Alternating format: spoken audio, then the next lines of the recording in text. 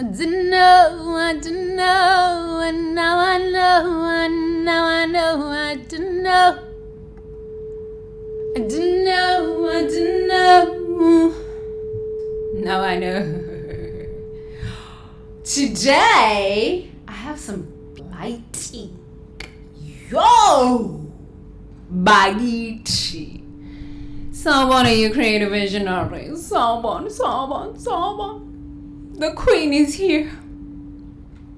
The queen is here. Queen bringer of good hope. I'm here. Nice and early. I love being early. My thing is being early. Now that I am working on my things, don't you think I look so beautiful today? You wait. Look at my earrings. I have to show you my earrings. Look at them. And they're so beautiful. Yo. And my jeweler. A real Zulu woman. African queen. I am a Zulu queen. I am back. Queen bringer of good hope. Yes, I know who I am. I know exactly who I am. I know exactly who my ancestors are. Hey, human being, you should know exactly who you are, and whose you are.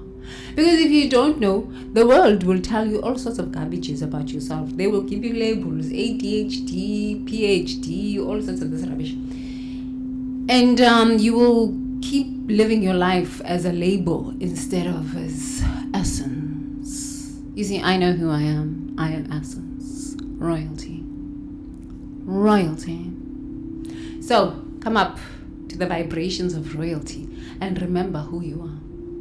Just saying. What would the world be without me? What would the world be without me? Such beautiful presence. Let me see. I don't know. I do know. That's what we're going to practice today. I do know. Okay. So good morning. I'm on time. I love to be on time. On time is a beautiful experience because life is always on time. The sun rises on time and it sets on time. So being on time is being orderly. Life is orderly. You know, Africans don't like to be on time. I don't understand why Africans don't like to be on time. They like to kind of like, I think it's because they have no jobs or something like this. No, it's because in Africa we look at the sun, we say, oh, okay, 12 o'clock, the sun is here. The sun is here, 8 o'clock in the morning. Oh, sun is here, 4 o'clock. We just look at the sun. We don't wear Rolex watches. I lie. Okay. Back in the days, we never used to wear these things. Now we do. I digress. So, how have you been?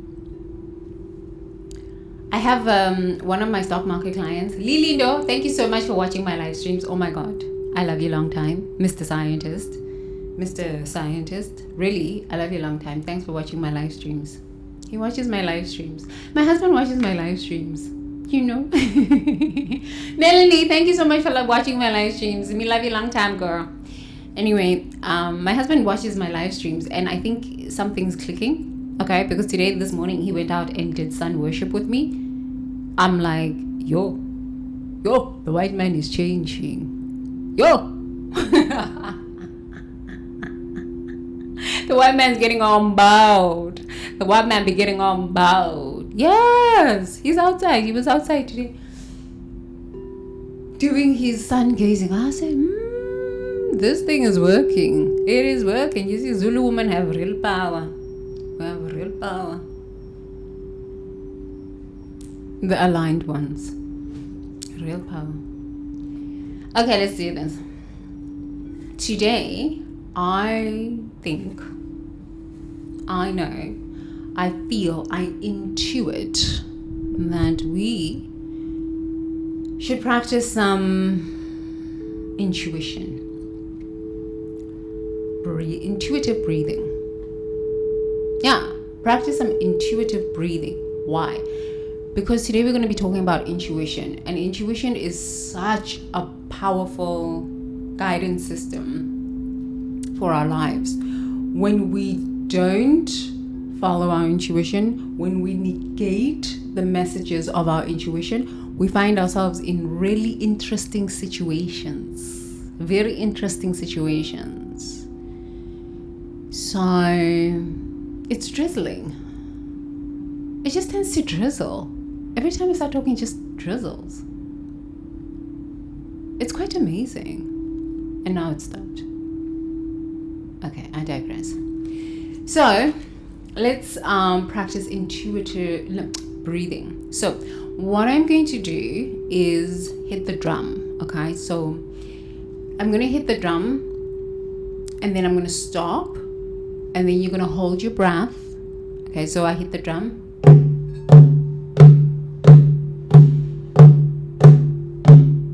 So 8 beats, you breathe in, hold for 8 beats. Actually, let's do 9 so that it's complete. Okay. 9 beats, I hit the drum, you breathe in.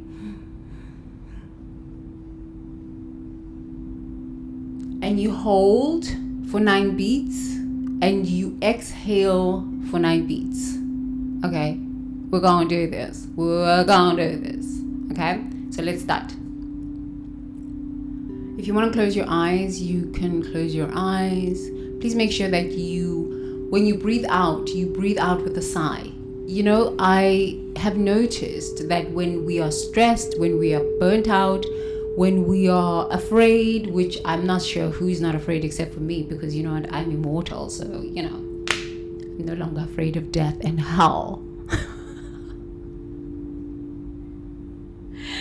But when I was afraid of death and I was afraid of hell, you know, and I have been watching people out on the streets, in the subway.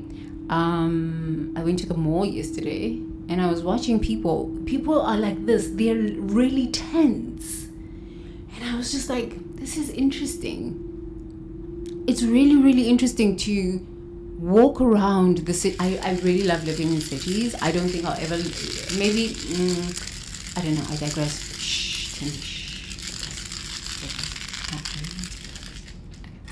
I'll tell you later. Okay, the reason I was telling you that is because I've been watching people and they are literally like this. Like, I'm like, you live in Bangkok. You live in the most expensive part of Bangkok. Okay, what are your problems? It's not like you live in the dangerous parts of Bangkok, which I don't know. Yeah, maybe there are dangerous parts of Bangkok. But it's not like you're going to walk outside and somebody's going to stab you. You live in the most exclusive part of Bangkok, okay? You are walking around at night in the most exclusive part of Bangkok. What are you afraid of? But I've been watching people just in my neighborhood. They're like,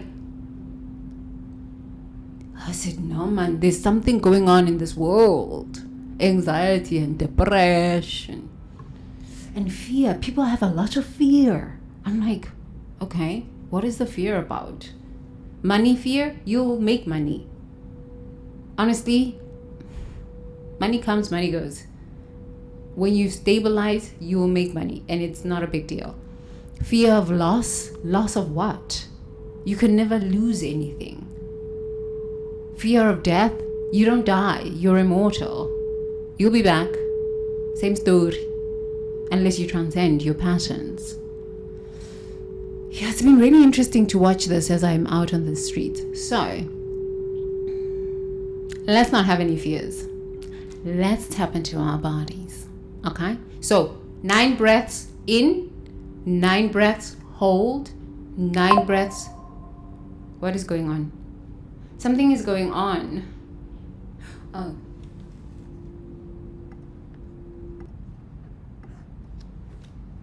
I don't know. When something happens like that, it really stresses me out. I don't know what is happening.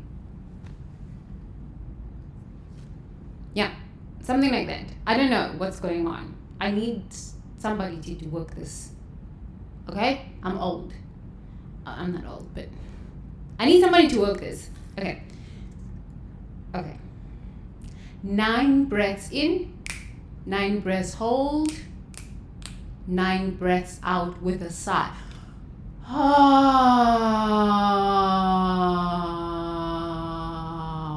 Okay. Like that. With a sigh, like a big sigh. Sigh it out. Sigh it completely out. Sigh it out. I think that when I have a ticky on my thing, on my live stream, I think it's like somebody pressing something or writing something. I don't know everything, so whatever. Okay, at least the sound is working. Yeah. Okay, let's go. Close your eyes if you would like. Make sure that your shoulders are relaxed. You are the face of love. The face of love, the face of divinity revealing itself. So let us start. 9 breaths in.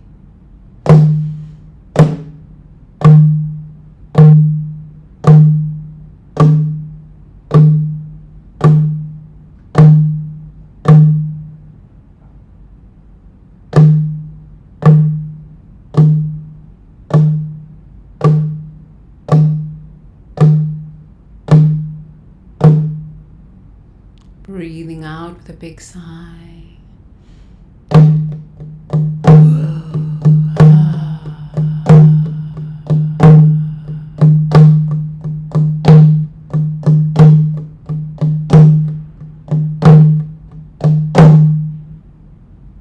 Okay, do you get it now? So I'm now going to play it with the, so this would be number 1. Okay, so 2, 3, 4, 5, 6, 7, 8, 9. And then we take a little break. That is an indication that now it is time for you to hold your breath. Okay, so hold the breath for 9.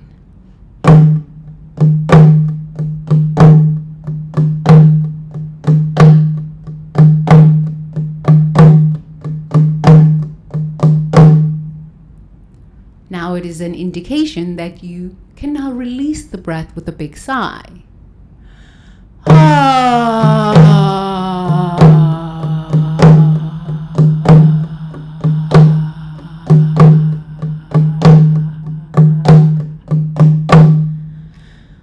Oh, that felt good for me too. Okay, let's begin again. Gently close your eyes. If your eyes are open, please close your eyes. It will really help with the breathing. Okay. In through the nose. 2, 3, 4, 5, 6, 7, 8, 9, 10. Hold the breath. 3, 4, 5, 6, 7, 8, 9. Let it out with a huge sigh.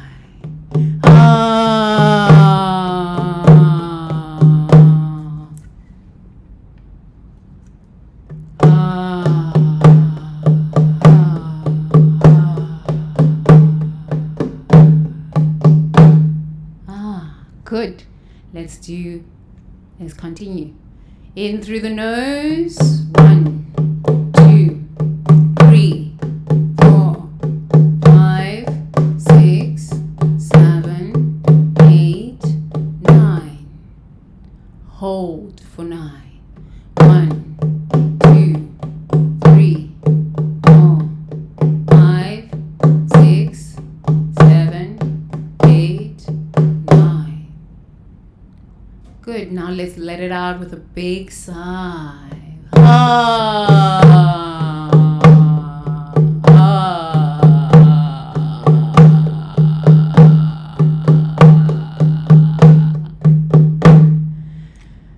Good. Let's take in another cleansing breath. 1, 2, 3, 4, 5, 6, 7, 8, 9. Good. Now let's hold it for 9. 1, 2, 3, 4, 5, 6, 7, 8, 9. Good. let's release it with a big sigh. Ah.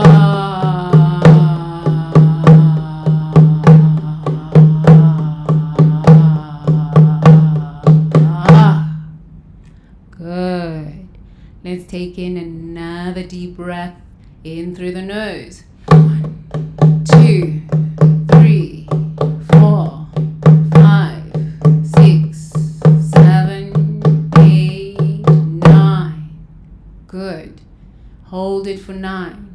1, 2, 3, 4, 5, 6, 7, 8, 9. Let it out with a big sigh.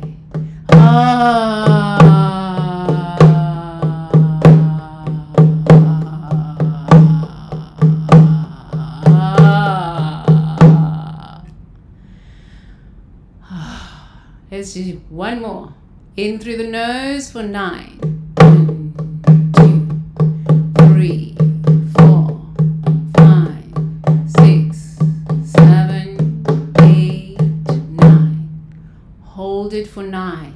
1, 2, 3, 4, 5, 6, 7, 8, 9. Let it out with a big sigh.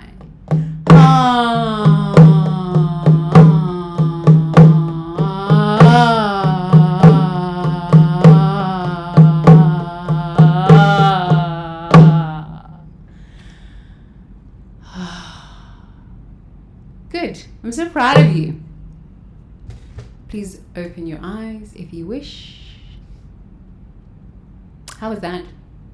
Sorry. I think the sound was a little loud, so I had to turn down the mic. Yeah, I had to turn down the microphone. So now, hopefully it's okay. Okay, so,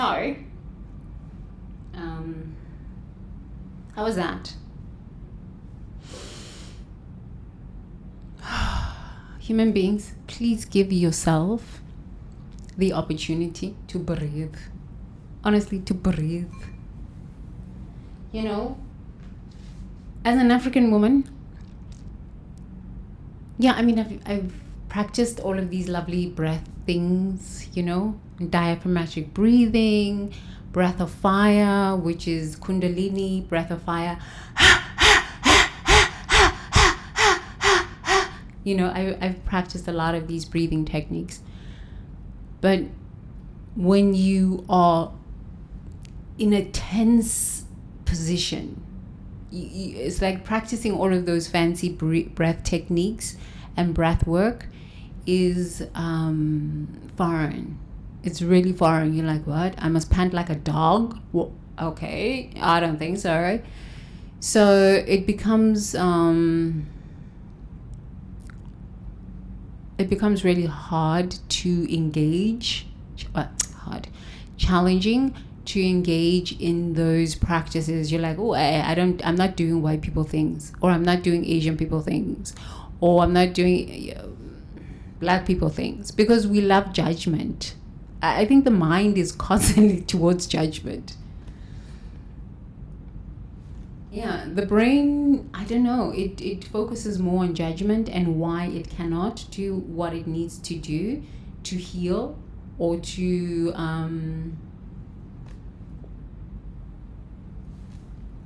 help itself. But this is the nature of human. That's what I've come to understand. I've come to understand it in myself too. So I'm not judging you, honestly. I'm not judging you. I'm just saying. It's the nature of human. But I have a curious mind. I think it's because I'm an artist. I've always had a curious mind. That's why I've traveled a lot and try new things all the time. I try. It's a curious mind. But when we are in fear, when we are in survival mode, due to trauma, due to stress, due to change, which I don't know who is not going through change in this time and space, we tend to resist anything that would help us thrive. We tend to resist it. My drum has been my healer. Honestly, my drum has been my healer. I don't know what I would do without my drum. I'm over-exaggerating. But yeah, I have a lot of drums, and I started drumming in Vegas, and honestly, the drum has truly been my healer since 2016. My drum has been my healer. When I beat that drum, everything else just stops for that moment. So, okay. Day 48, Integration Day. Opening all channels of wisdom. I have not turned my ear away from divine instruction. 5 days of examining how you resist guidance across all life domains. The pattern is clear. Turning away from instruction keeps you trapped in dysfunction while maintaining the illusion of independence. Your resistance to guidance isn't strength, it's fear disguised as self-sufficiency. Okay? Every piece of wisdom you reject is an opportunity for growth you're postponing. Divine instruction comes through countless channels: mentors, teachers, books, circumstances, inner knowing, and the feedback of others. But your ego wants guidance to come only through channels it approves of, delivered in ways it finds acceptable, asking for changes it approves of. No, asking for changes it's ready to make. Real instruction rarely meets these conditions. Notice the common thread. Resistance to instructions always serve your ego's need to be right more than your soul's need to grow. You turn away from guidance to maintain current identity structures, avoid uncomfortable changes, or protect yourself from the vulnerability of admitting you need help. But this protection becomes imprisonment. Feel the weight of all the instructions you've turned away from across all domains. Notice how resistance to guidance creates stagnation in your body and in life. Now imagine opening all channels of wisdom. Say, I receive divine instruction from all sources. My growth matters more than my ego's comfort.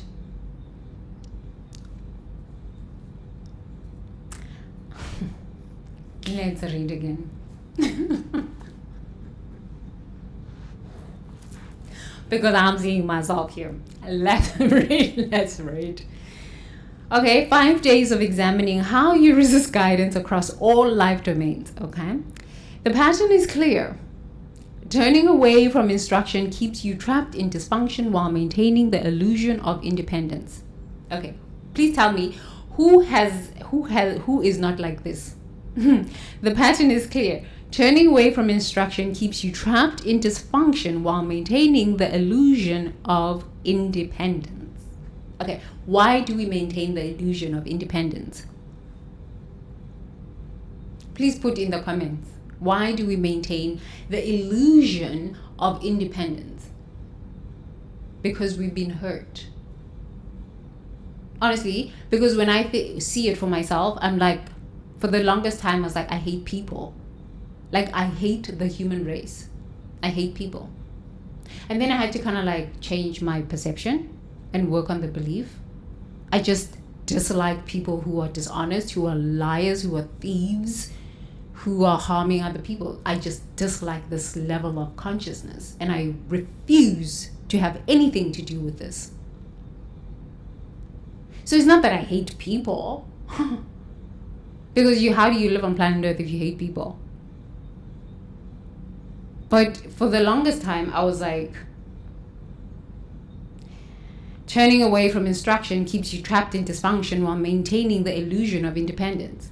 Yeah, honestly, I can tell you that I was living like this until I started going to the library and having a conversation with the library, until I started people at the library, until I started like literally engaging with people. Because honestly, I hated humans. For the past 13 months, I hated humans. But I'm honest about my truths, right? I'm not going to smile here and say, I like humans. No. That's why I just refused to do any videos or anything, because I was like, I hate humans. I hate them. Until I healed my own heart and I made choices within my own being and saying, I forgive myself. I forgive myself for not listening to my intuition. I forgive myself for placing myself in a situation where I didn't listen to my intuition, and in not listening to my intuition, this and this and this happened. Then my heart started thawing out. It like started feeling a little better. Most of us have been hurt here on planet Earth. I don't know who hasn't been hurt. Most of us do not trust. I don't know who can trust easily, especially after COVID. Are you kidding me right now? People haven't even grieved. Everyone has lost someone or lost something during COVID. We're 5 years into COVID, after COVID, kinda, you know? And if you're telling me that you fully trust and you are fully in love with humanity, you lie so much, you are dysfunctional. You live in magical thinking. These are some of the love and light people. They live in magical thinking. I'm sorry. I like to live in reality. There's levels of consciousness that I know I can live up to, but we have to meet each other at the level of consciousness where, we're at. And some days I'm at a level of consciousness of just like, I don't really like humans. I have conversations with God, this thing called God. For me now, I no longer refer to God. I refer to as the field. And I'm like, I don't understand why I signed up to come to this. This is just stupid ignorance. I really don't understand why I signed up for this. And then I got to look at myself and I'm like, oh, okay, it's my ego. It's my ego. And then I'm like, okay, I forgive myself. I forgive myself. Because in forgiving myself, I'm like, okay, but I signed up for this. I signed up to come to this school, and the school is filled with humans, and sometimes these humans are just ignorant, and I'm just as ignorant at times. So if you say you have not been hurt, you lie a lot. You live in magical thinking, you live in delusions, illusions, lies, and confusions, okay? So we get trapped in dysfunction while maintaining the illusion of independence. Why? Because we have been hurt. And no one gives us a way out of that hurt. This is why people become bitter. Have you seen these old people that are damn bitter? They're like bitter. They're awful. They are awful human beings. They're awful. I'm just like, die already. Just die already. Get off this planet. Die already.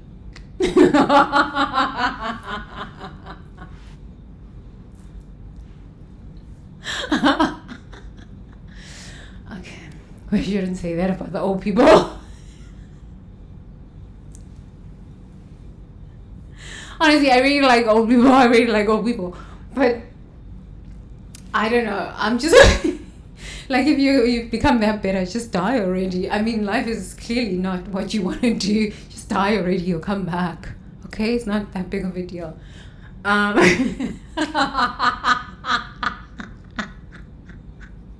I'm inspired by the old people that are just walking and doing their thing. That inspires me. The old people that don't want to do anything, that are just like, die already. Just die. Okay. I say these things because I fundamentally understand that there's no such thing as death. So these people are coming back. But if they die in this bitterness and this anger and this misery, these people are the future generation of leaders. So they're going to come back with this bitterness and this anger. So we really can't get out of this thing. So I guess we need to help the old people. I just refuse to help stupid old people. I refuse. Okay. Because of hurt. You can only experience so much hurt without having the ability or the tools or the knowledge to analyze that pain, that hurt, and process it and work it through your body and release the charge, the energetic charge around that pain that lives somewhere in your body. That's why I'm really focused on body work. Where does the pain live? Where does the joy live? Can you breathe into that space, that sensation on your body where you feel that pain? Breathe into that. The more I breathe into just my own heart around my ideas of pain, my ideas of betrayal, my ideas of sadness, I started dancing again. I just was sitting on the couch and I wasn't dancing, working, sitting on the couch, working on the couch. And the more I just gave myself 30 minutes to just breathe into that space where I felt pain, the charge released. The charge continually releases. The story changes just a little bit. And I started dancing again. I was like, oh my God, I'm so happy I'm back. Oh my goodness, just my dancing. Actually, I first started laughing because I was like, this is a joke. It's all an illusion. And I'm angry at like people who are not really that smart. Okay, I'm not really that smart most of the time. Okay, so this is an illusion. Okay, and then I started laughing at the things we do as human beings and how seriously we take this idea of life. Okay, we take it really seriously. Then we have heart attacks, we have burnout, we have depression and all sorts of the stuff. And then we keep labeling myself. I have ADHD, I have PhD, I have all sorts of these labels. And then we live out these labels. And I'm just like, okay, the nature of human is really, really interesting. And I just started laughing at this. I think this was maybe like 4 months ago. I just started laughing. As a South African, we laugh at pain. You could find somebody dead, you're just going to laugh. Oh, wow, they did. You start laughing because, I don't know, I think we've just been through so much pain. It's like laughter is our medicine, okay? Americans, you laugh at them with trauma, oh, they'll tell you you're very insensitive. I'm not insensitive. Laughter is high quality medicine. High quality medicine. Okay. It's been interesting. So the reason I'm sharing this with you is that most of us don't have the tools. We don't have the tools to process the amount of hurt we have been through as humans. Systematic hurt from our governments, hurt from our family members, hurt that we brought upon ourselves because we weren't listening to our intuition, hurt from our intimate relationships, hurt from our school systems, the medical industry. You know, we have so many micro hurts on top of micro hurts, and they build up and build up and build up. That's why you will see these old people, they are miserable, because nobody gave them the tools. I think, like, I'm like thinking of my father, like nobody gave him the tools of, oh, you know, you need to sit and breathe in through your nose and hold the breath and out. Nobody gave him these tools. My dad just knew how to work, make money. You know? My mom just knew how to cry. I can't take this crying thing. I can't take. I don't know. I think it's because I'm a Zulu woman, but I can't take this crying thing. It's just not for me. I'm just like, I don't like it. It's like, okay, you can cry, but then don't keep talking about it. Like, fix it. But if you don't have the tools, you spin.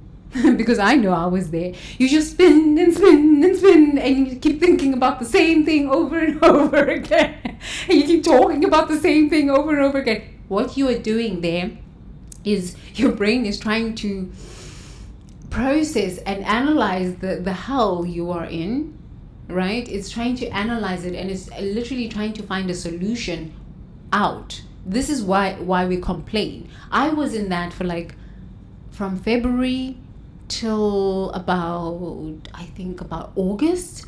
I was just telling the same story like a broken record. I was telling the same story like a broken record, and I was like, okay, I've already told the story. Enough with telling the story.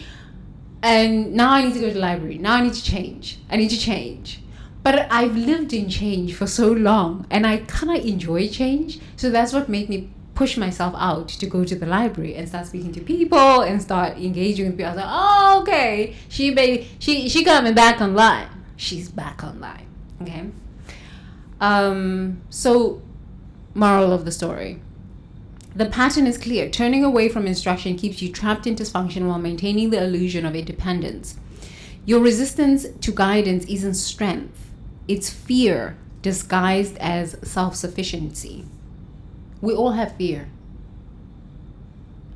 I have fear. I don't know who doesn't have fear.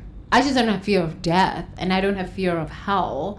So working on that, spending 3 years working on the fear of death and the fear of hell has really helped me a lot. Because now I'm thinking to myself, if I don't fear death, if I don't fear hell, okay, I can do whatever I want. I can say whatever I want. As long as I'm not harming other people, I can say whatever I want. Because I don't fear death. And I don't fear going to hell. Okay. But honestly, we all have fear. And when you... So I think the main thing with us as human is fear of death. Fear of death. And if you grew up in Christianity or one of these organized religions, you have a fear of going to hell. Okay? These are the two biggest fears, I think, of humans. And from these two fears, there is a lot of micro fears that live under these two fears. They affect how you think. They affect your body tempo. They affect your emotions. They affect your relationships with other people. They affect your finances. But when you really are in a fear of death, when I was having people come to my house, like 12 o'clock at night, kind of like around about this time last year, October, November, in like September, October, November, I was having people come to my house. Full moon, they would come, knock on my door, leave the island, we'll kill you, stuff like this. Yo, man, the level of fear that it's like, I didn't even know where that fear came from. I thought, okay. The last time somebody tried to kill me, I was 17 years old. I'm 43. Why am I afraid now? But damn, man, the level of fear that flooded my body, I said, what? I had no idea. That I had that level of fear around death. I thought, no, I'd work through this. You know, I went to therapy, I worked through this. But having those men come to my house almost consistently, and there was maybe like 4 to 6 of them, because they would come to my bedroom, and then they would come to the other side of the house, and that level of fear was like, I said, no, man, this is apartheid fear. I didn't understand what's going on here. Like, how am I feeling this level of fear? I never thought that I felt this level of fear. I was living in a bubble in America. Honestly, I was living in a bubble. I lived in a very expensive neighborhood. There was no thing of anybody that is going to come and kill you. So I thought that living in the jungle was like the best thing, because nobody would come and find me, and I just needed to have my own space to just like kind of entangle myself from burnout and stuff like this. But like when those guys started coming to my house, I was like, no man, this fear is something. And my husband wasn't in town. My husband had gone to America for 3 months. I am a woman by myself in my house. And I was like, wow, that fear. I said, no man, I haven't felt this kind of fear. I used to sleep with a knife, okay? And I said, if these men come into here, one of us is going to die. But I'm telling you, I'm going to take one out with me if they come into my house. Like a huge knife like this. Like the knife would be sleeping. I was like, they better them come. And I had a statue of Osset, a bronze statue. I said, I'm going to beat them with the statue and stab them. I became real gangster, Zulu gangster. But when I started working through that fear of death, because when you fear death, you fear death. Oh, I'm going to die in a bad way. Somebody's going to kill me, or this and this and this. Oh, I'm going to die through sickness or stuff like this. When you can literally look at your fear of death, of how you're going to die, this is what we're really afraid of. Am I going to be raped and somebody slit my throat? Are they going to come and stab me while I'm sleeping? Those are my fears. They were insane. I was in a nightmare madness, okay? Are they going to, well, I didn't think they were going to burn down the house, because then everybody would come and start smelling the fire. So I was really afraid that they were going to come into my house and stab me or strangle me or rape me. And so you start having all of these fears as a woman, okay? Maybe men, they fear that if you fear death, you fear that you're going to die sad, alone, sick. This is a lot of men. When I'd speak to a lot of men, they were afraid that they're going to die alone. They're going to die. They're going to be sick. They are going to not have enough money to be in a hospital and die properly. Or if you are an African man who is living in a kind of a war zone, you're afraid that you're going to just die in a painful way, which maybe is being shot to death or something like that. We're all afraid. Once I started examining the fear of how I am going to die and look at that fear and say, okay, if they come into my house and stab me to death, okay, I will go out with one of them. As soon as I started having these conversations with myself that, yeah, okay, I'm ready, let them come. I have my Osset statue, which is bronze. I have my knife here. I will beat with my statue and I will stab. So I really had a plan of how I am going to go out. Okay. That released the fear. I said, oh, okay. After maybe they came maybe 5 times or something like this, and I realized the fear is subsiding. The fear is first time they came, it was really bad. Second time they came, I was in more pain, in more panic. Third time they came, I was like, I need to start working on this fear because I don't know when they're coming. Fourth time, I said, I'm ready for them. Fifth time, I was real ready. When I heard them coming down and they starting speaking, I said, let me get up. I'm not turning on the lights. I just pulled the curtains. I said, I'm ready for them. They better come in here. I'm going to knock them out. Oh, the fear just subsided. Then I started thinking, but like, why am I really afraid of dying? I'm afraid of dying because I don't know where I'm going. I said, but that's not true.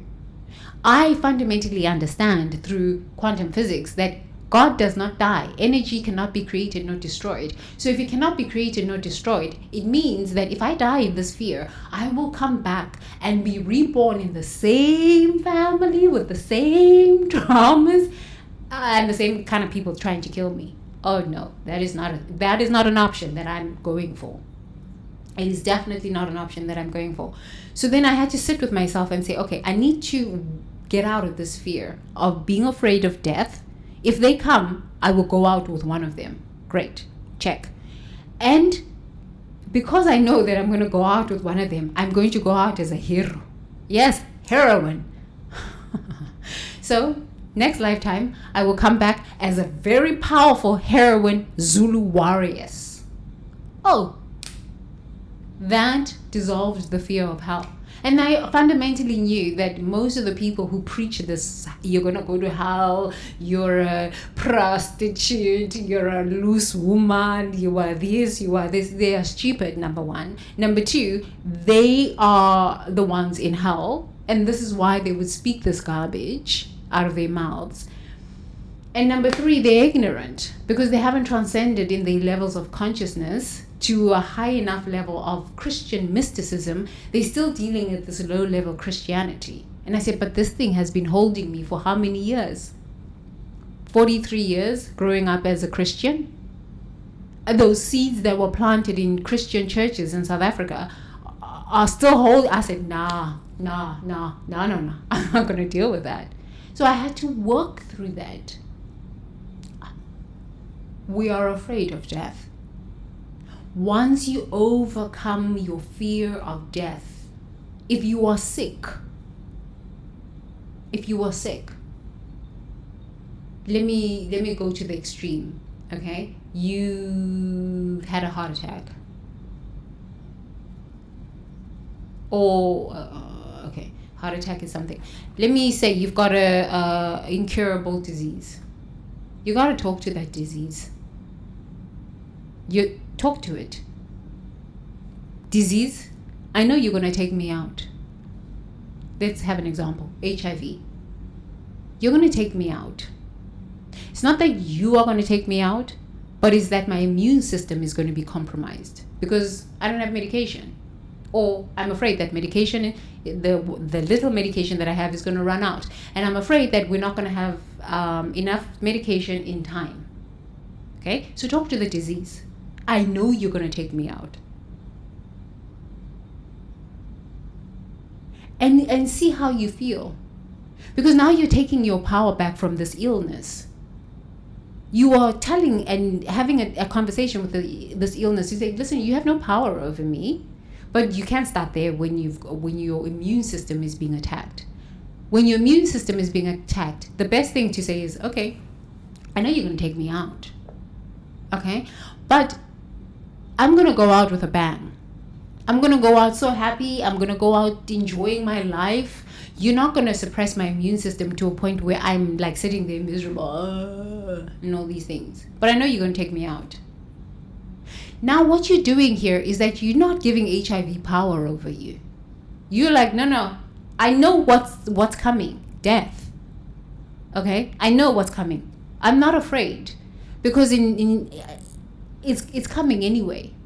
Death is coming whether you're healthy, sitting here, whether you're sitting in a hospital, whether you have a car accident. Death is coming for everyone. But death is not real. It's an illusion. You're coming back. You are more than death. Death has no power over you. You are more than death. So have a conversation with that incurable illness. Cancer, whatever, HIV, heart attacks. Have a conversation with it and say, okay, I know you're going to take me out, but I'm not going to go out with a sad story. Okay? I'm going to live out my life and I'm going to enjoy my life. And when time for death comes, okay, I'll transition. But I'm not going to transition from a place of fear and sadness and depression. I'm so sick. I'm not going to transition from a place like that. I'm going to transition from a place of I'm living my life to the fullest. See how that transforms your fear of death and your relationship with death. Because I just shared with you, when people were coming to my house, threatening to kill me, I said, I'm going to take one out with me. I'm not going out by myself. I'm going to knock them out, bam, and I'm going to stab them, bam. that transformed my fear with death. So, if we work through our fear of death and our fear of going to hell, everything else starts falling into place. Then all of the other anxieties and worries, they come to the surface, and then you can look at them. And then after I worked through my fear of death, I said, I hate humans. Who gives somebody a right to come to my house? That's when my hatred for humans came up. Then I had to look at that. So it's not just a one-time finished. It's like, okay, start with the fear of death. Start with the fear and then go to the fear of going to hell. And then you'll start to realize that there are so many other fears associated with that, and so many other hurts associated with that, and stories associated with that. And once you can start working through that, everything else starts unraveling. Because once you're no longer afraid of death, you're no longer afraid of going to hell, you reclaim your life. And it can be really slow, or it can be really fast, but you will reclaim your life. And no matter what illness you are dealing with, you can still shine with, even in that illness. You can still be happy. You can still be joyful. You can still dance. You can still sing, because nothing has power over you. Honestly, nothing has power over you but the power we give it. And it is the fear. It is honestly the fear. Okay, so I went on a tangent, but I had to tell you that fear of death is something. Every piece of wisdom you reject is an opportunity for growth you're postponing. Very true. Divine instruction comes through countless channels, mentors, teachers, books, circumstances. I just shared with you. Circumstance, fear of death. Inner knowing and the feedback of others. If you're not around people, really, there's really not much feedback. And if you limit what you watch on YouTube, there is no feedback from other people, okay?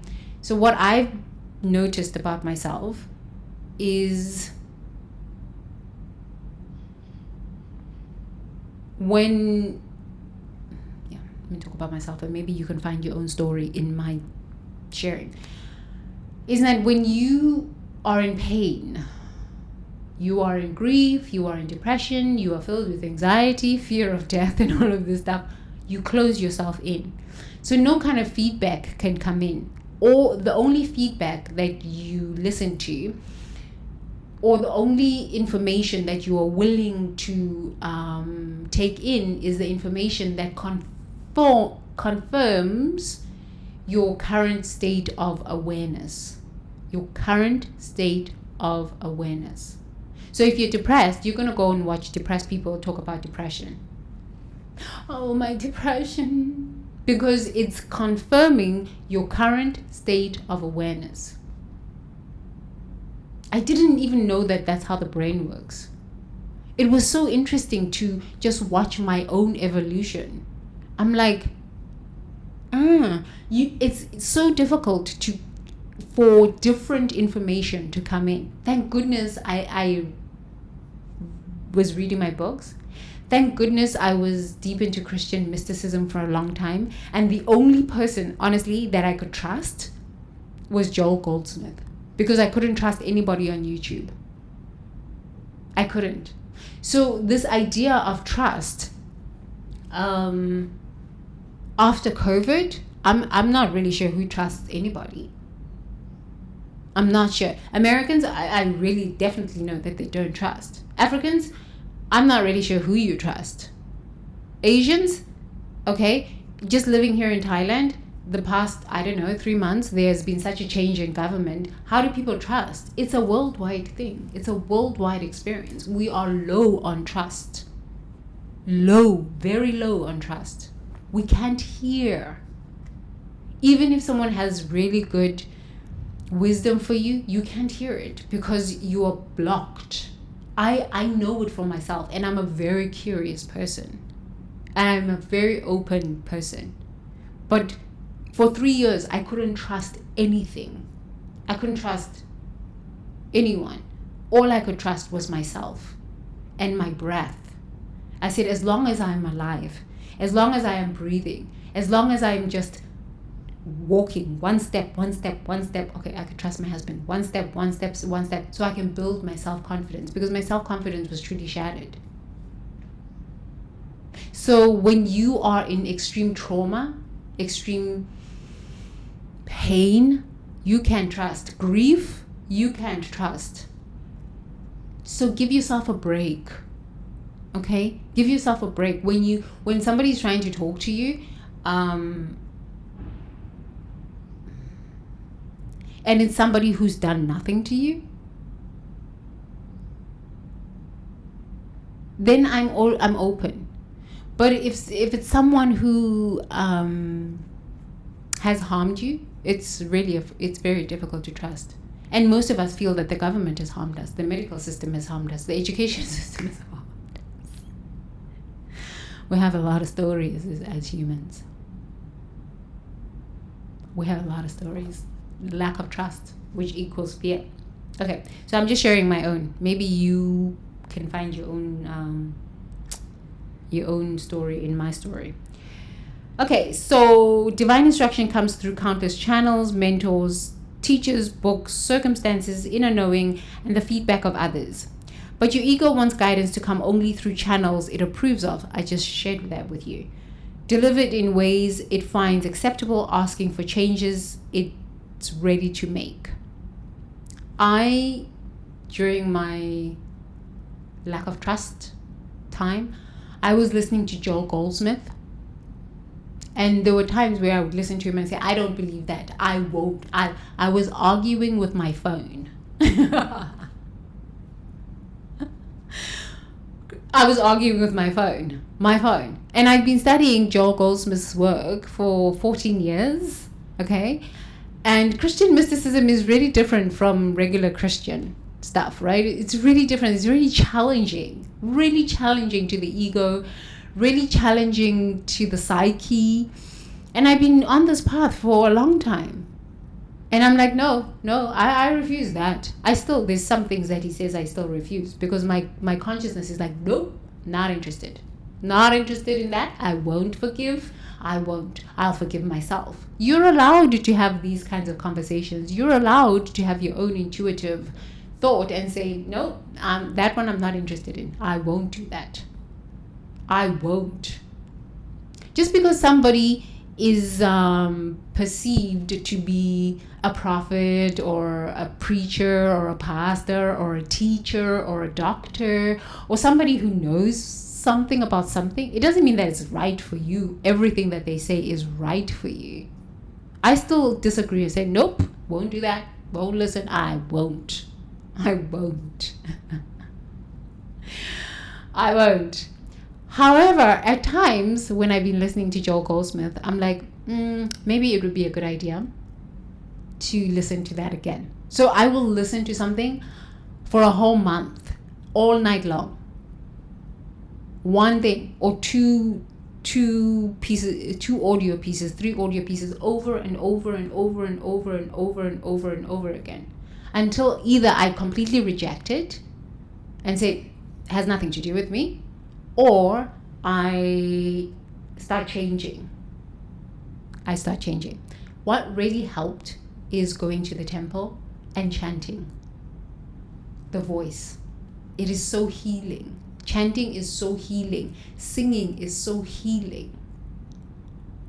Because when your nervous system is dysregulated, when you are in survival mode, like trauma, and you don't know like what is safe and what is not safe, breathing is very powerful, and singing or chanting. Namyaho Renge Kyo, Namyaho Renge Kyo, Namyaho Renge Kyo, Namyaho Renge Kyo, Namyaho Renge Kyo, Namyaho Renge Kyo, Namyaho Renge Kyo, Namyaho Renge Kyo. It's rhythmic. Yeah, just the chanting. It has a beautiful rhythm. When I was at the temple, we were chanting something else. I forgot. It's not that I forgot, but it's just too many words in Sanskrit. But we were chanting, and it's rhythmic. So it quietens the mind from overthinking. Because when you're overthinking, you're trying to find the solutions to a problem that is, it seems big in your head, and it probably is, and you just don't have the solution to that problem yet. But if you don't quieten the mind or dance a bit, Move the body. Dancing is so important. Moving the body, singing. The brain just keeps going, trying to find a solution. You can't find a solution with the same brain that created the problem, with the same mind that created the problem. So it's best to get into your body. Another way I've really understood with healing is the food we eat. Yesterday we went out with my husband, and we had this dessert. It was the first time I've had this dessert. It's like pancake, and they put Milo in the pancake, and they put a Kit Kat. So it was insane amounts of sugar. And then on top of that, I had a lychee drink, which is more sugar. Oh. When I got home, my body was literally buzzing. My husband just passed out. Sugar high. Then he woke up at like 2 o'clock in the morning from the sugar high. And I was like, this is not good. I woke up at 3 o'clock and I started thinking. I was like, oh, it's the sugar. If I have a good meal at home that I've cooked for myself, it's clean, it's filled with my prayers. Because while I'm cooking, I'm praying over my food, I'm singing over my food, I'm dancing in my kitchen, which is high vibration. So my food is always high vibration. When I eat that and I have fruit instead of cookies and all of this stuff, I can sleep better. Once I'm on the cookie path, the sugar path, I'm up all night. 3 o'clock, clockwork, I'm up. I will usually do my meditations around about that time. And what helps if you have insomnia is lavender, essential oil, lavender. Just pour a bit of lavender on your pillow. It will knock you out. And the sleep is so good. Oh, lavender sleep is so good. Or you can drink chamomile tea. That will really help you. Okay, I went off on a tangent. Real instructions really meet these conditions. Okay. Notice the common thread. Resistance to instructions always serves your ego's need to be right more than your soul's need for growth. Yes, that is true. However, we've got to also look at the fact that a lot of us are traumatized. We are so traumatized. We are really traumatized. When my nervous system was completely dysregulated, you couldn't tell me nothing.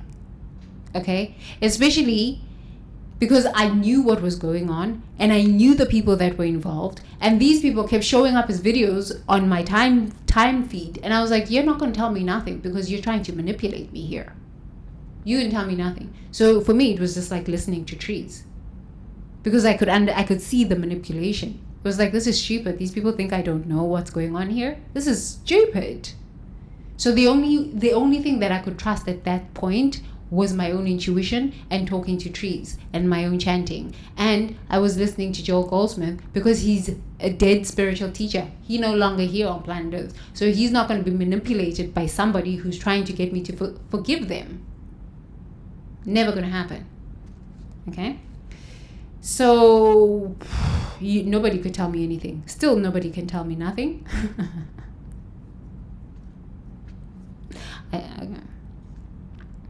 You turn away from guidance to maintain current identity structures, avoid uncomfortable change, or protect yourself from vulnerability of admitting you need help. Everybody needs help. Everybody needs help.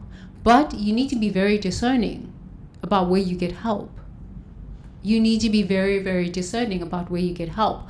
Because if you get help from people, some of those people will turn on you and require your whole life for the little bit of help that they gave you. They will require your whole life. My energy is too high. I spent 14 months just cleaning out my energy. I'm very particular about where I will get help. First, I need to get myself help by helping myself, so that whenever I show up to someone, with someone, I have something to offer that they need, and we can have a mutually beneficial exchange. If it's not mutually beneficial, I want nothing to do with these manipulative relationships. Honestly, I will watch countries collapse and I don't care, even though I know exactly how to help them, because I refuse to be in relationships where it's not mutually beneficial. I refuse. I know how a majority of these countries are going to end, because my brain works at that level. I can step onto the land of the country and I'm like, these people need this, and this. When I was in Ghana, I was like, these people eat pepe, they eat there's no spinach in this country. I didn't see spinach. It was yams and fufu and bangu and fish and pepe. And I'm like, where are the vegetables? Where are the greens?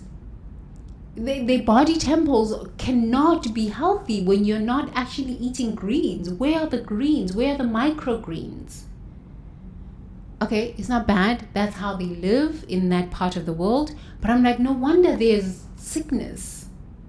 Not that South Africans are not sick, but in South Africa, at least we had a variety of vegetables like cabbage, spinach, potatoes, which we eat a lot of potatoes. In my home, a little bit. Carrots, but we ate a lot of spinach, salad.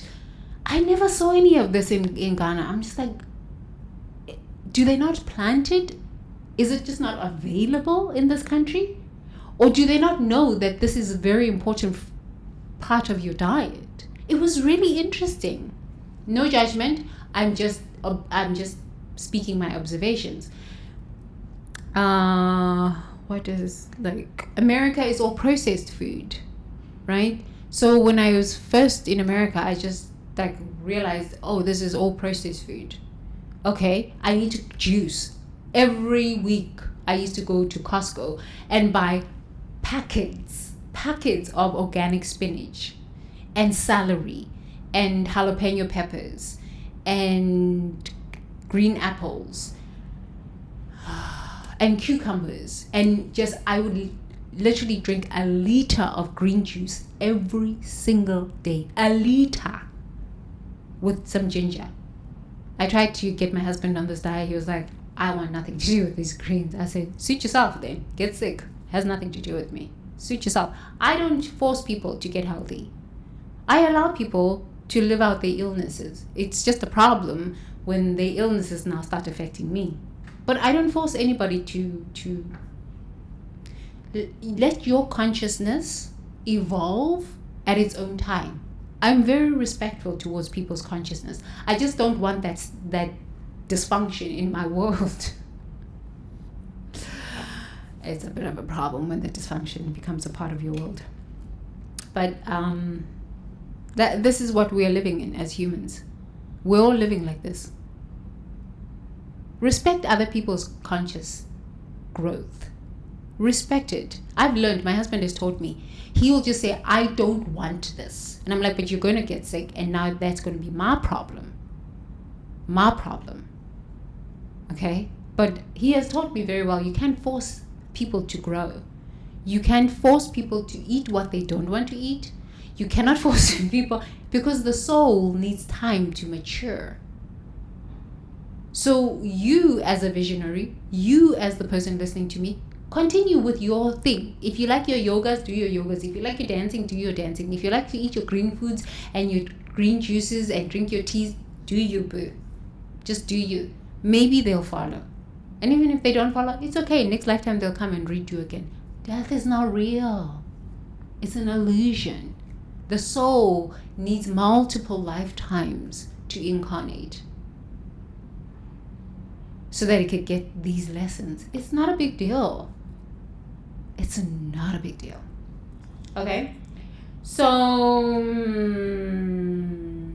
so let's do our embodiment practice. Feel the weight of all the instructions you've turned away from across all domains. Notice how resistance to guidance creates stagnation in your body and life. Okay? I can tell you that is truth. A lot of stagnation. But once I started moving my body, other things started changing. So move your body. Please move your body. Today I danced to Ethiopian music. I felt so good. I said, oh, Africa. Okay? So move your body. Move your body. Don't let not your body move only during times of sex. Because I don't understand. Yes, that is creation. Having sex is creation. You are going to create a child from this stuff. And most of us cannot afford to have these children. Honestly, we can't. We can't afford these children. The school fees is very expensive. The medical is very expensive. First, let us raise our consciousness, our abundance consciousness, and then have children so that these children don't stress us out. Their school fees are not stressing us out, because then we become horrible parents. We become horrible parents because we're stressed out financially, we're stressed out in our relationship, and we're stressing our children out with problems that have nothing to do with them. You chose to have sex and bring these children into this world. So why is it now your stresses must become your children's stresses? Your children didn't ask for this.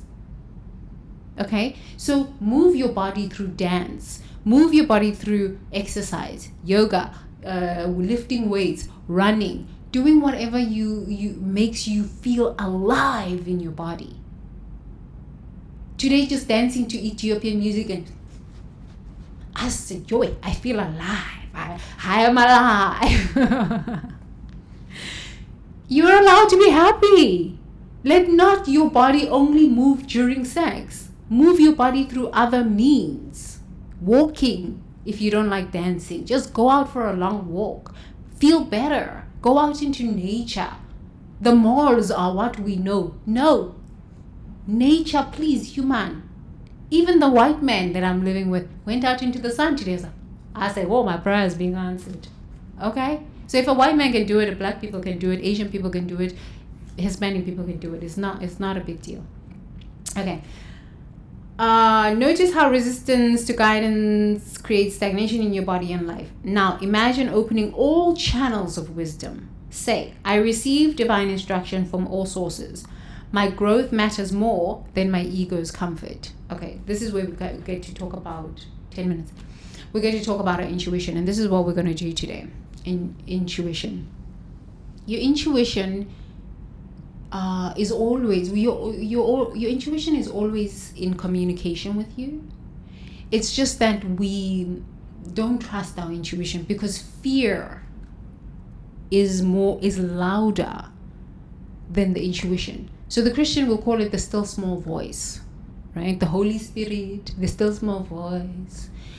In Buddhism, they just sit down, shut up, and meditate. And as you are chanting, it quietens the mind. And then when you start to meditate, there's a lot of thoughts that go on. Oh, I'm going to harm that person that way. Oh, I have to pay this bill. Oh, I'm so worried I don't have enough money. Oh, my husband, my wife, all sorts of these things. Eventually, the longer you spend time in meditation, the quieter the mind becomes. Then you can start hearing your intuition.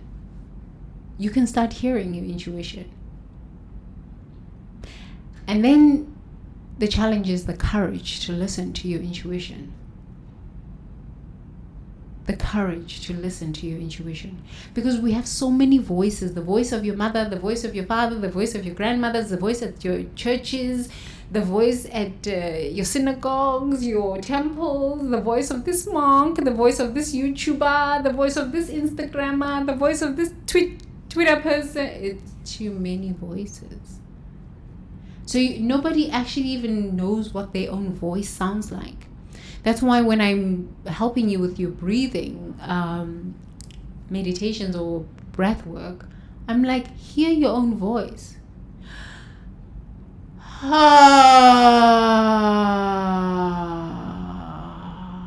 Learn what your own voice sounds like.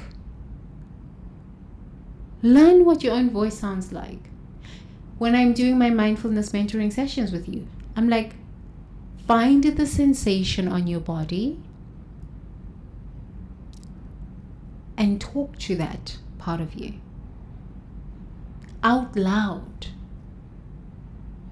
Because most of us don't even know what our intuition is saying, because we've got so much negativity, negative people in your life, Instagram, YouTube, and these people on Instagram, YouTube, they're all following each other. They don't know what they're saying, if it's real. If you really put them to a stress test, they wouldn't be able to function. Honestly, they would break. Most of these Instagrammers and stuff like this, especially these young ones, I'm like, oh, if you literally actually went through a real stress test, you would break.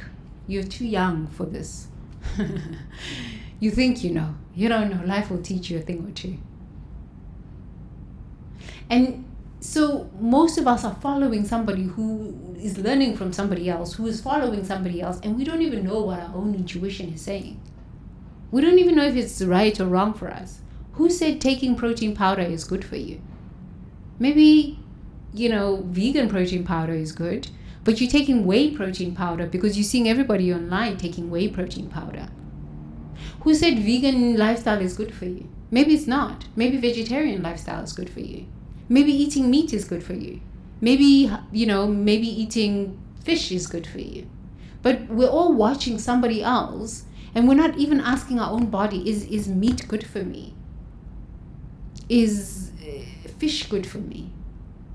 No, yes, my mother said it's good for me, but is it really good for me? I don't know.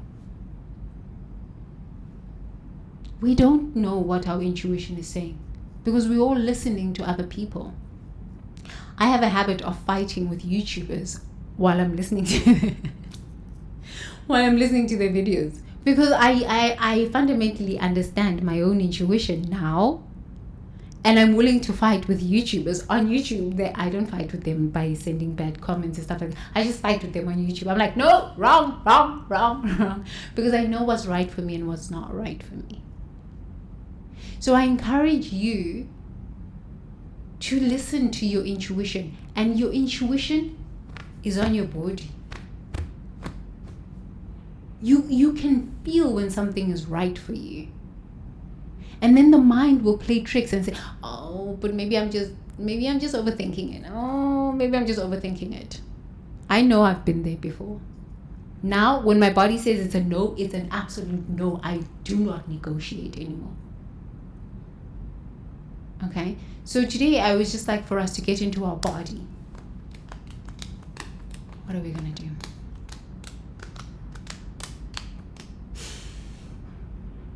$15 minutes. Yeah. Okay. We're going to get into our body, and we're going to remember a time when we made a good choice. A good choice. And it felt good somewhere in our body, right? We made a good choice. We're like, maybe you decided to do something. Not somebody told you to do something, but you decided to do something. And it turned out to be the best choice you could have made for yourself. Okay? Even if it's something really small, it doesn't really matter. It's not like a big choice, you got married or whatever. No, just a small little choice. In the past 3 months, okay? In the past 3 months, you did something and you're like, wow, I'm so glad that I did that. It was the best choice that I could have made for myself. Okay? Let's do that.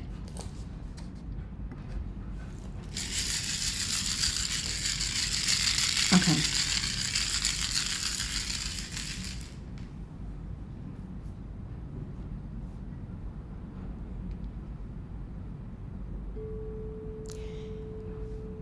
So thank you so much for listening and being in discourse with me.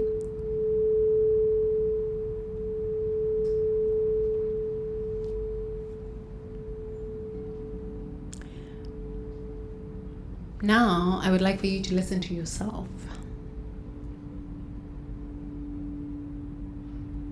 Because what you have got to say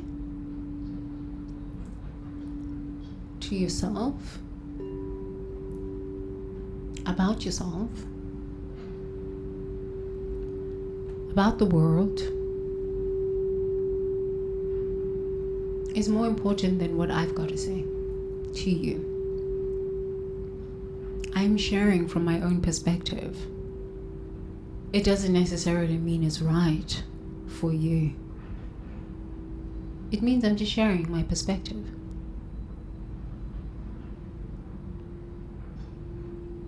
So, what I would like for you to do is just take a deep breath in through your nose.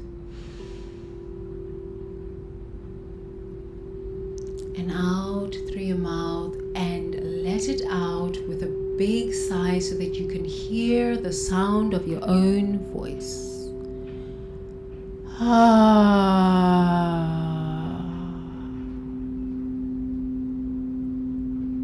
Yes, the sound of your own voice is magic.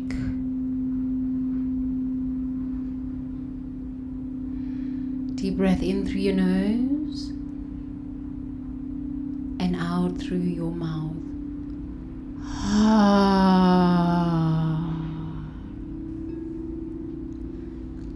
The sound of your own voice is the universe speaking through you.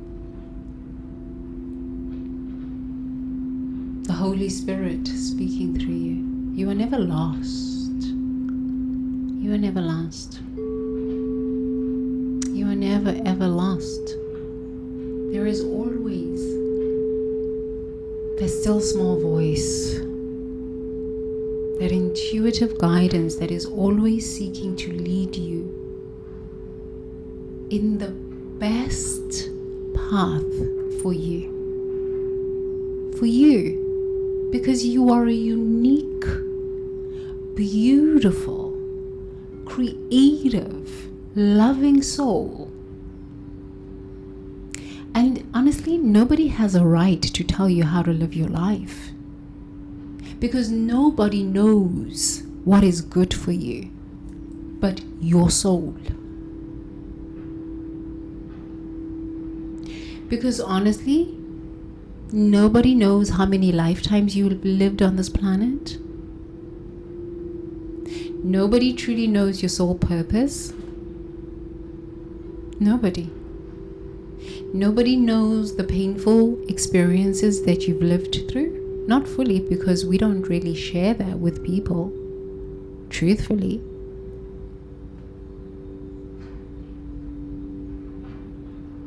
Nobody knows your heart's desires but you. Nobody knows your wildest fantasies but you.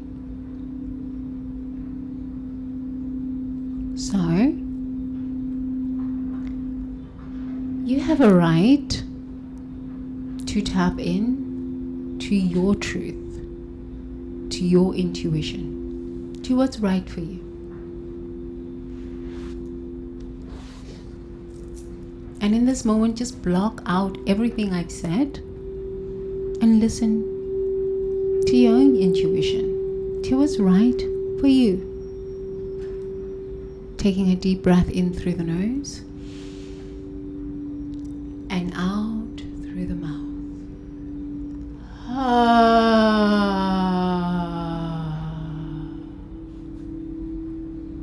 Hearing the sound of your beautiful voice. Please make sure that you keep your eyes closed. So now, I would love for you to go back into your memory bank. And think of a time in the past 3 months where you made a really good choice. A really good choice for yourself. And in that moment, it didn't seem like a good choice, it just seemed like a choice. Just seemed like a choice. But in hindsight, it was a really good choice that you made. It doesn't need to be something really big, just what is right for you. A choice that you made that was really good for you. Not comparing it to anybody else's choices. Not influenced by other people. But you made the choice and it just felt good for you.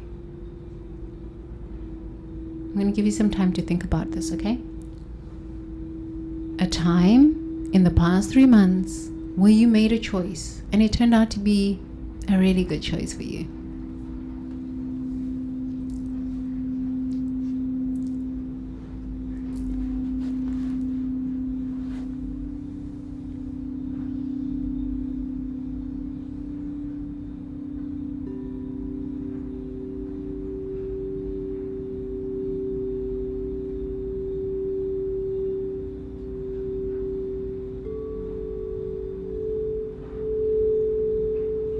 Now I'd like for you to tell me all about this choice that you made.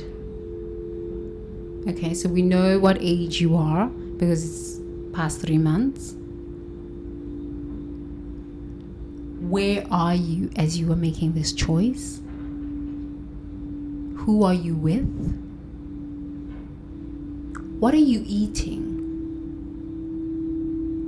What are you smelling? What are you hearing?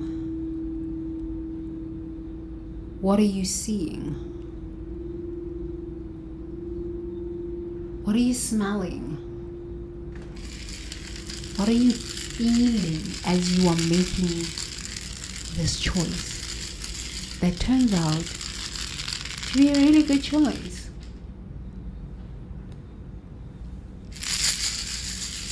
Tell me all about it. I'll give you 2 minutes.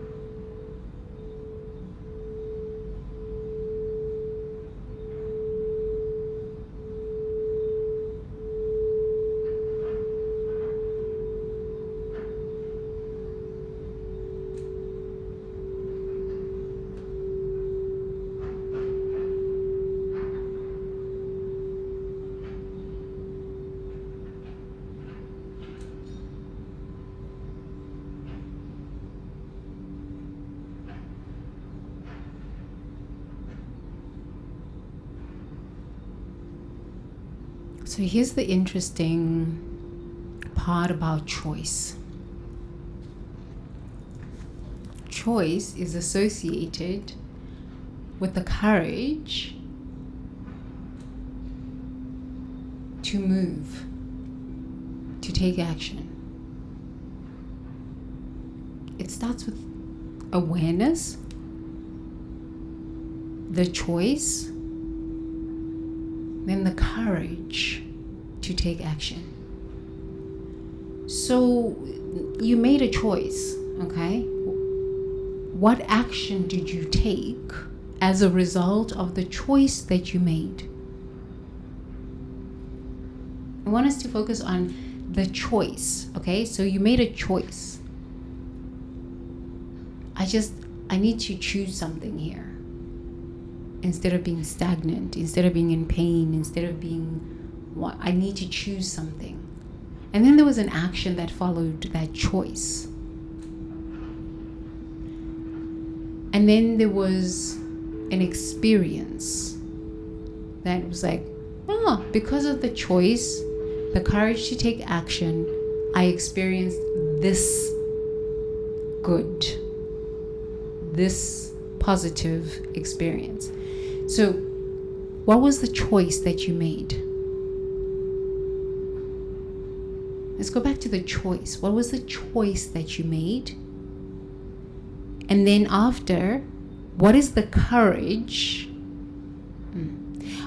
The choice that you made and the courageous action that you took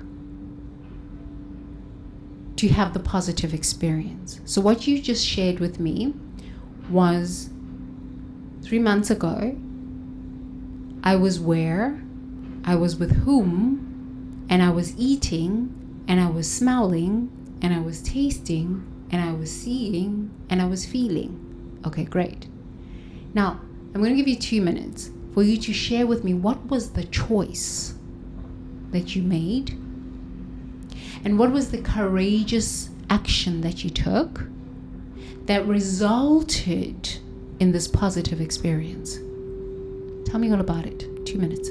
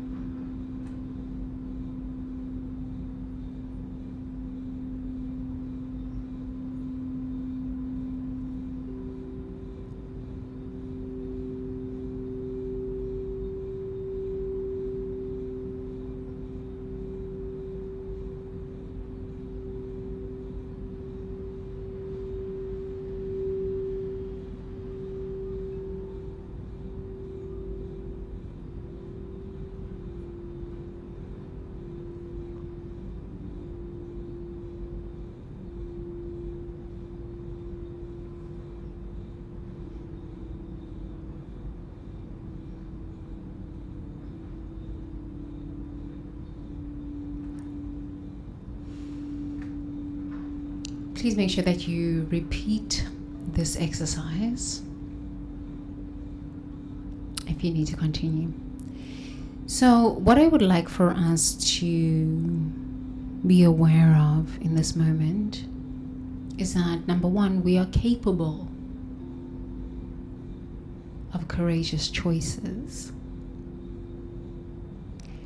We are capable of courageous action that results in positive experiences.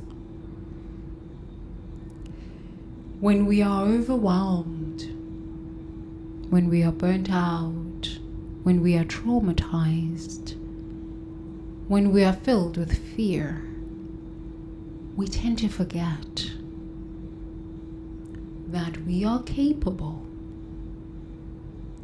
of courageous choices. We are capable of courageous action. We are capable of living a life of positive experiences. It starts there. The knowing. Because of a previous experience in just 3 months. A previous choice that led to a courageous action that is now the positive experience that you've just shared with me. So now I want you to feel somewhere on your body temple. We're almost finished. Feel somewhere on your body temple. That feeling, it's usually a positive feeling. Maybe heat, maybe a tingling if it's a sensation, maybe it's just some excitement, or just like this quiet, calm knowing. As I say this to you, as I repeat this to you, you are capable of courageous choices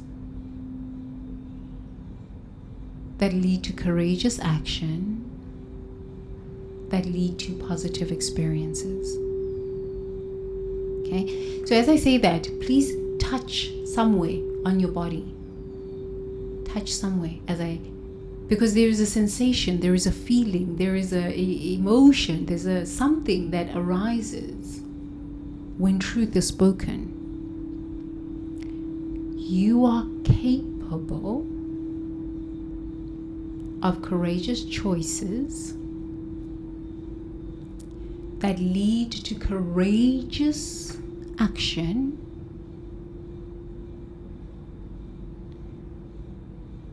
that lead to positive experiences in your life.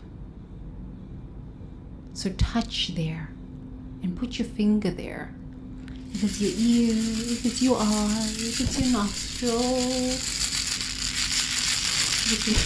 Please make sure that you keep your eyes closed. If it's your tongue, I'm going to repeat this truth. This is truth. It's not an affirmation, it's not a declaration, it's truth. It's the truth of your soul. You are capable of courageous choices that lead to courageous actions, that lead to positive experiences. You are capable of courageous choices that lead to courageous action, that lead to positive experiences. Please repeat after me as you touch that part of your body.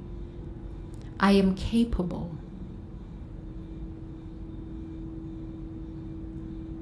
of courageous choices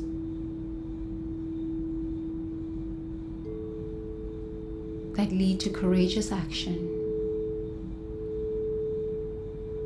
that lead to positive experiences in my life.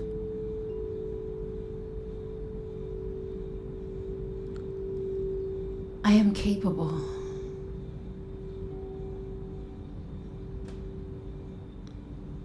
of courageous choices that lead to courageous action, that lead to positive experiences in my life.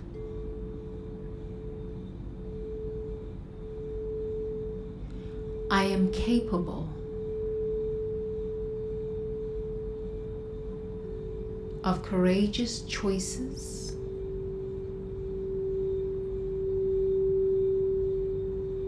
that lead to courageous action,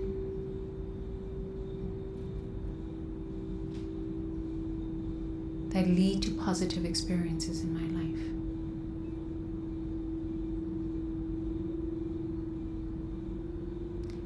This is a knowing. So anytime you watch something online, anytime anybody says to you, that can't be done, anytime you doubt yourself, place your finger on the part of your body that remembers the excitement, the tingling, the sensation that is associated with the experience of being capable of courageous choices that lead to courageous action, that lead to positive experiences in your life. It starts off with one capable, courageous choice.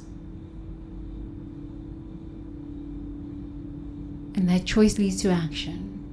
And that action leads to a positive experience. And that positive experience becomes the impetus for more courageous choices, more courageous action, more positive experiences, which then becomes the basis for neurosynaptic connections, which eventually becomes the experience of your life. It is one courageous choice, and you are capable of it. And I am capable of it. So, let's take a deep breath in through the nose and out through the mouth.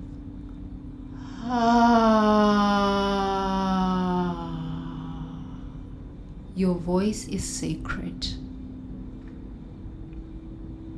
Your breath is sacred.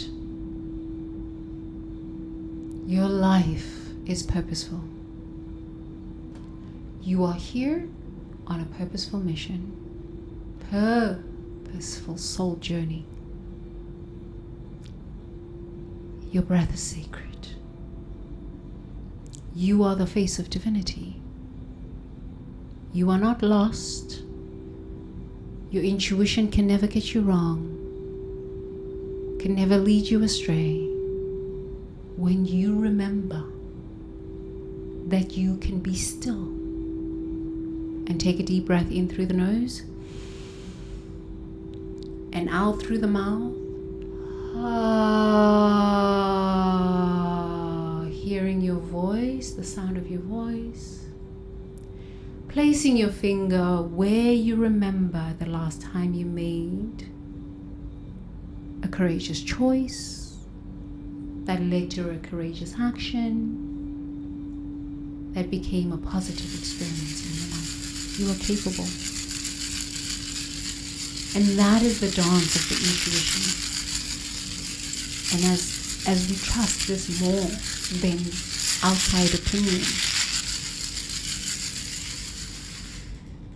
we tend to build an unshakable sense of self-worth and self-esteem. And not even AI can lead us astray. Nobody can lead us astray. Because we remember a time we made a positive, courageous choice that led to a courageous action. Doesn't matter how big or how small it was. And that led to a positive experience. You did that because you're just so incredible. And you deserve to honor all the courageous choices that have led you to who you are today. And not constantly focus on the bad choices that you made. The small courageous choices. So, I believe in you because I believe in myself. Please believe in yourself by starting with just making courageous choices and remembering all of the courageous choices and celebrating them. Gently open your eyes.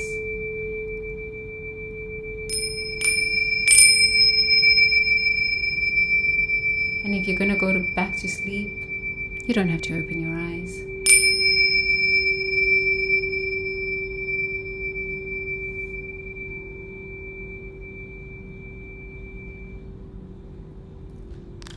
Thank you so much for joining me. I am so thankful that you're here. Everything that I've shared is my opinion. Okay? You are a sovereign being. You are capable of making courageous choices that lead to courageous action, that lead to positive experiences. Take everything you hear online with a grain of salt. Tap into your own intuition and ask, is this right for me? And if it doesn't feel right for you, ask yourself, because you know I am capable of making courageous choices that lead to courageous action that create positive experiences in my own life. So if you're capable of that, you're capable of discerning who is for you and who is not for you. What is good for you and what is not good for you. Yes? Okay, me love you long time. I love you lots. Ngiyakuthanda sithandwa sam. Darling wam, sweetie lam. Ngiyakuthanda. Oh, darling wam, sweetie lam. Ngiyakuthanda. See you tomorrow.